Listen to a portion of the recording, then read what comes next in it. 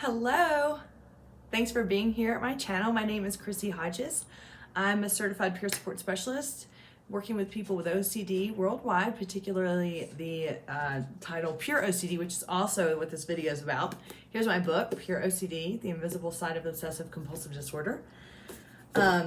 And I do referral consultations as well to help you locate therapists wherever you are in the world if you are looking for treatment for OCD. If you're looking for telehealth, NoCD, NOCD, which is also an app that provides a support network for people for you to meet all over the world. They also do telehealth. So check out their website at treatmyocd.com to find out more about them. And also, if you want to go ahead and sign up for telehealth, they should be able to help you wherever you are in the world.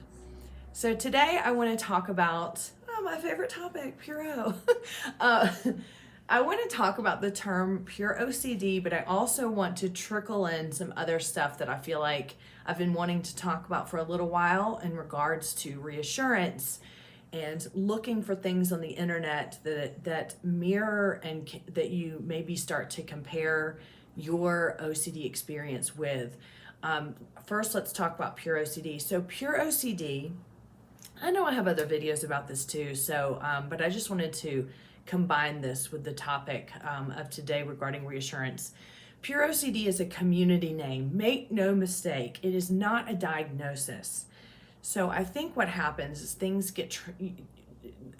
can be misleading on the internet when you're looking at what your symptoms are, what you're experiencing, and you may think to yourself, I have Pure O, I have the diagnosis of Pure O or Pure OCD, I need to find a therapist that treats Pure O or Pure OCD.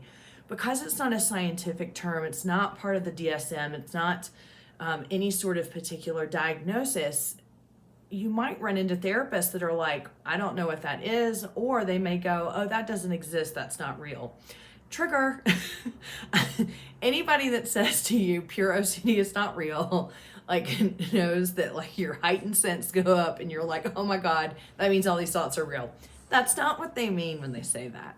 What they mean is it's not a real diagnosis. It's not something that exists scientifically within the realm of getting diagnosed with OCD. What it is a community name. It was developed by Dr. Stephen Phillipson back, I believe, in the 90s when he was seeing people who were having these purely obsessional compulsions in your mind. You're doing these compulsions that are more inward versus outward. Also, people who were experiencing violent sexual intrusive thoughts, taboo intrusive thoughts, things that weren't fitting the mainstream OCD.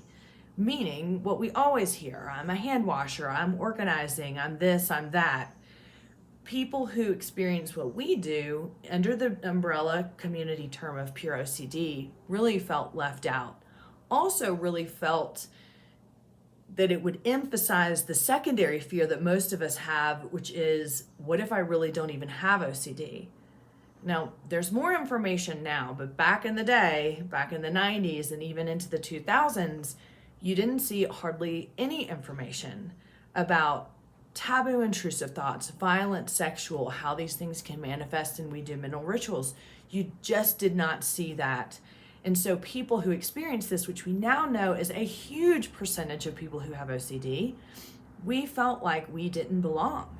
We felt like we couldn't embrace the diagnosis, and we felt like we weren't even part of the OCD community because we weren't fitting the mainstream definition or image that OCD portrayed. So Phillipson, being the genius and brilliant guy he is, came up with this term to help people feel more connected to the community and also to describe to people what the experience is in having intrusive thoughts and mental rituals, which could help distinguish from what we weren't being able to relate to when it came to physical compulsions. So that's what Pure OCD is. Like it or not, it's ingrained in Google now. It ain't going anywhere. And you do run into people who, especially therapists, who get really pissed off about the label. They get really agitated and irritated that they feel like they have to explain to people that it's not, well, I don't have any sympathy for them. Like legitimately, like, I've been talking for 5 minutes now, and I went way more in depth than any therapist has to go into. It takes 30 seconds to psychoeducate people that pure OCD is not a diagnosis. It's a community name, and I'm so glad that you finally found the right place. Let's get into therapy. There are also misleading things on the internet that say pure OCD is harder to treat. There is no treatment for OCD. If you have found that, you're probably digging way too deep on the Google pages. There is information out there, and it's just not accurate. I consider myself to be under the community name Pure OCD. I was treated with ERP. It was wildly successful. And so I just debunked that right then. Remember, when we're looking on the internet for things that support or deny what we are believing, we can find just about anything. We always say here in Colorado, you can either find studies that promote smoking weed or find studies that say it's the worst thing you could ever do in your life. It just depends what you're looking for, which brings me to my next point. I really want to talk about the term pure OCD and kind of what it represents and being able to emphasize this point. We are in an age and we have a very unforgiving disorder that lends itself to us wanting to find out every piece of information out there because we want to solve it. We need to know what the key is, right? So you're looking for any person, you're probably looking on this video for the key. I don't have it. But you're looking for ways, first of all, to prove that you have OCD. Or you might be looking to prove that you don't have it because you're scared that you don't. You're looking for, and here's what I like to say about this. Google is good until it's not.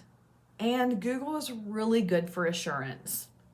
Listening to my videos are great for assurance. Listening to the OCD stories, great for assurance. When we do start doing these for reassurance purposes, that's where we're getting into the territory of my videos are making your experience worse. Stu's podcast is making your experience worse. Reading Phillipson's articles, going to the forums on NoCD, going to, going to different websites to read and listen to people's experiences over and over and over and over. This is where things are making things worse for you. It's important to recognize where the line is. And I'm going to tell you something. We've all crossed it. I cross it. That line does not have a huge barrier to jump over. So we just walk right across it. But the point I want to make here is this. People tend to hate the term, some people, not all people. For me, the term pure OCD really was an integral part in helping me heal, and just it felt like it was life-saving for me, knowing I wasn't alone and there was a community of people who dealt with this, and it helped me identify more with having OCD. For some people, they don't believe that. They may have felt misled. They think that the term is bad. And there are a lot of therapists that think that as well. Then there are a lot that embrace it, because really what we want is pure O, finding pure O leads you to therapy, boom, that's what we want to happen, right? It doesn't matter. The end goal is we want you to get better. But I think using pure OCD as an example for this, there are things out there you can find that help OCD and don't help OCD, okay? There are things that other advocates use, that other advocates swear by, that I think would be horrible for me.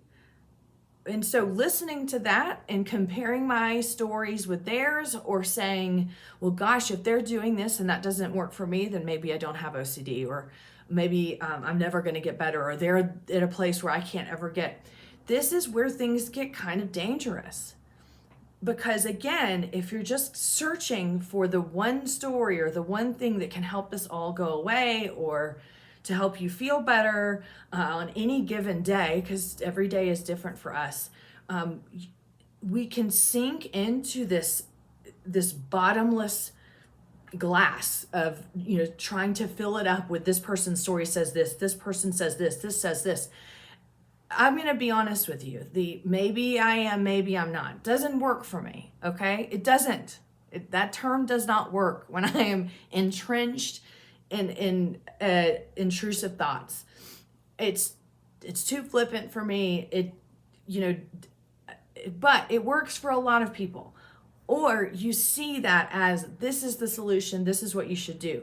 For people that doesn't work for, that is horrible, because they're reading this going, great, it works for everybody else, or this person seems so healthy and it's not working for me. That must say something about me. No, it doesn't. And this is my point. If it doesn't work for you, it doesn't.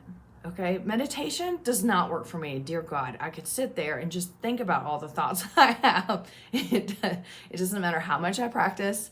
It doesn't work. For some people, it is their lifesaver for OCD, and that is amazing, right? I love that. Scripts work for some people. Scripts don't work for me, right? But if I compared myself to this person over here that I'm following on Facebook or Instagram or Twitter, and they're saying, the scripts were the best thing that ever happened to me and it doesn't work for me, what am I going to do? I'm going to compare myself to that person and I'm going to go, oh my gosh, maybe I'm doing something wrong, or maybe they're just going to be better than I could ever get. And then you get into this self-judgment of what is wrong with me. So the reason why this came up for me when I was thinking about talking to you about pure OCD is that some people hate the term and some people love it. And you know what? It's okay either way. You don't have to love the term just because I do. You don't have to hate the term just because your therapist does. You get to choose. And I think when we have OCD, this is where it can be super detrimental, because we tend to err on the black and white. It's either this way or it's this way. When really pushing into the middle is, I think it's amazing that the term pure OCD has helped people save their lives. It's helped them feel part of a community. But I also understand where therapists are coming from and other people who may have been kind of duped or misled by the terminology or felt stupid when they went in thinking it was a diagnosis. I understand that they hate that too. But that doesn't have to impact my feelings on it and how it's helped me, and vice versa. So I wanted to share this with you today because I hear this a lot when I'm meeting with clients and doing peer support. Is I hear, I was following so-and-so, or I read someone's story and they said this, or I read your story and it said this, and I feel like I'm not advancing because you did this and I didn't. That's something that we have to be really aware of when we're looking at our own unique path of recovery. Mine is going to look really different from yours. Yours is going to be different than the next person's. And no one online has the key and the solution for you. That's something that you have to figure out on your own. All of us are out here trying to share our experiences in a way that promotes hope. Hope that you can see that if I can get better, you can get better. If I have been at the bottom where you have probably been as well, and I was able to pull myself out, I want that to be a source of hope and motivation, that if Chrissy Hodges, could survive suicide attempt and hospitalization and figure out how to get treatment, I can do it too. That's what we want in advocacy. Not every path is the right one, and you may go down, different people do different types of therapy to deal with different things that they've been through in their life, co-occurring with OCD. And if that helps, it's great. And that's what you want to figure out when it comes to recovery. What's the best path for you? What is going to benefit you the most? It's okay if you like something or appreciate it and I disagree or it doesn't work for me. That's okay too. Because really, what are we doing? We're just trying to figure out how to do the best that we can in this life while we're living with this disorder.